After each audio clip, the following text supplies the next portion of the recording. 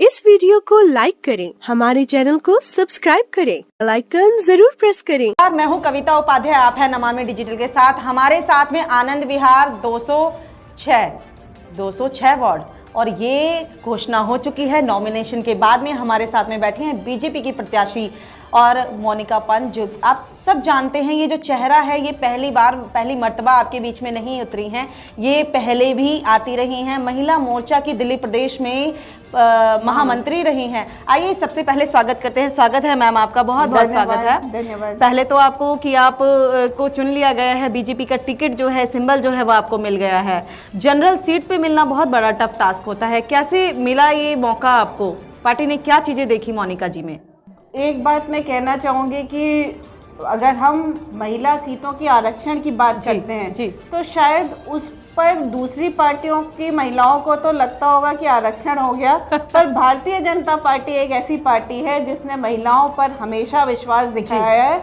आप हमारे शीर्ष नेतृत्व की भी बात करें तो मोदी जी के कैबिनेट में जिस तरह महिलाएं संभाल रही हैं, हमारी पार्टी के संगठन के अंदर भी हमेशा महिलाओं को तवज्जो दी जाती है। मनोज तिवारी जी के साथ मैं पूरे प्रदेश की उपाध्यक्ष हूँ और इस समय महिला मोर्चा महामंत्री के रूप में संभाल रही हूँ। तो महिला मोर्चा तो एक हमारी पैरेलल है ही सिस्टम, जो कि हर पार्टी में महिलाओं की एक विंग होती है। बिल्कुल। पर भारतीय जनता पार्टी एक ऐसी पार्टी है जहाँ महिलाओं को पूरा सम्मान भी मिलता है, मौका भी मिलता है और उन पर पूरा विश्वास भी दिलाया जाता है। जब 50% रिजर्वेशन ऑलरेडी था, फिर जनरल सीट पर आपको सीट दी गई, टिकट दिया गया, पार्टी ने किस तरह से आपको चूज किया? मैं इसमें एक ही चीज़ कहना चाहूँगी कि रेस में सारे लोग होते हैं और ऐसा नहीं कि मैं ही बेस्ट हूँ इसलिए सारे लोग रेस में होते हैं, पर कुछ ईश्वर का होता है, जनता का आशीर्वाद है, कार्यकर्ताओं का भी पूरा सहयोग रहा और पार्टी ने कार्यकर्ता के तौर पर एक टिकट दिया है। और हम सब जो टिकट के और भी प्रत्याशी थे, तो ऐसा नहीं है कि हम सब अलग हैं जी। आज हम सारे लोग साथ बैठे, आप यहाँ देख रहे हो हवन में हम सारे लोग साथ बैठे हैं। तो भारतीय जनता पार्टी एक परिवार है और परिवार में अगर हमारे किसी भी भाई बहन किसी को भी मिल जाता है तो ऐसा नहीं है कि हम में मतभेद है, हम मनभेद नहीं रखते। बिल्कुल। डॉक्टर मोनिका पंत, मैं ये जरूर जानना चाहूँगी कि आनंद विहार में क्या काम और करेंगे, क्योंकि 15 साल से काबिज आप ही हैं यहाँ, सालों से आनंद विहार में कोई और आया नहीं इस सीट पर। क्या नया करने वाली हैं जीत करके? निश्चित ही आनंद विहार एक ऐसा वार्ड है जो आनंद विहार नाम ही नहीं, वाकई आनंदमयी वार्ड है, क्योंकि हमारे जो पार्षद रहे, एक तो तीनों जगह हमारे जनप्रतिनिधि हैं, चाहे हमारे सांसद जी हों, चाहे हमारे विधायक हों, चाहे हमारी पार्षद जो पहले अभी गुंजन जी रही, उससे पहले महेंद्र आहूजा जी रहे और उससे पहले महेंद्र जैन जी भी, तो सभी ने आनंद विहार में जनता की परेशानियों को सुना है जी। और गौतम गंभीर जी ने भी जो काम किए वो किसी से छुपे नहीं, कूड़े का ढेर सालों साल पड़ा रहा, लोग उस पर राजनीति कर रहे हैं, पर असली में कम किसने कराया। चाहे यहाँ पर लाइब्रेरी बनी और उसके अलावा उनकी जिस तरह जन रसोइयाँ चल रही हैं, तो हमारे जनप्रतिनिधि एक जन सेवक के रूप में होता है। हमारे लिए वो सत्ता नहीं है, हमारे लिए एक सेवा का माध्यम है।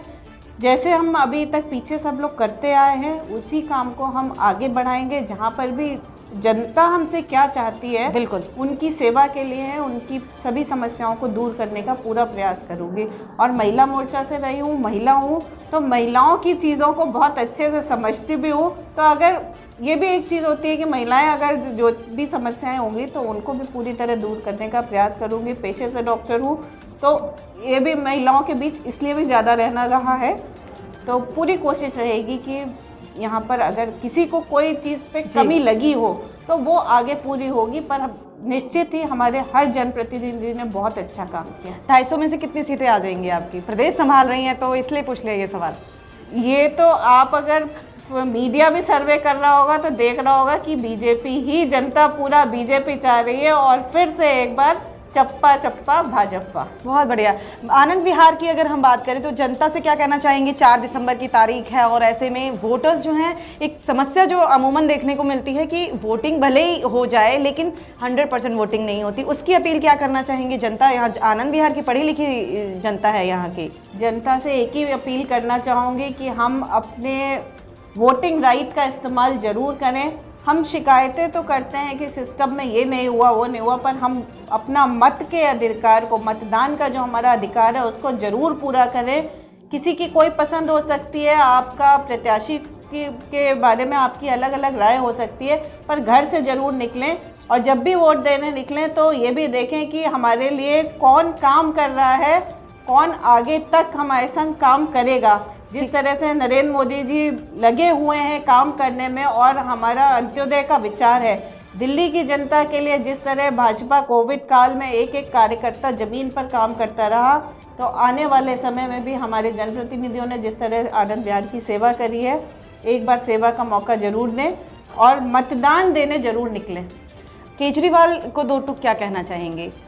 केजरीवाल जी को कुछ कहने की हमें ज़रूरत ही नहीं है, क्योंकि चप्पा चप्पा भाजपा। बहुत बढ़िया चर्चा रही और मैं अंत में यही कहूंगी कि देखिए मोनिका पंत जी ने तो बता दिया आनंद विहार में किस तरह से विकास की लहर को वो और आगे लेकर के जाएंगी। मेरा तो सिर्फ इतना कहना है कि 4 दिसंबर को बाहर निकले, 8:30 बजे से वोटिंग शुरू हो जाएगी। अपने मत का इस्तेमाल कीजिए, अपने पसंदीदा उम्मीदवार को भारी बहुमत से विजयी बनाएं, जिससे कि एमसीडी में इस बार नए परिवर्तन हो पाए। देखते रहिए नमामि डिजिटल।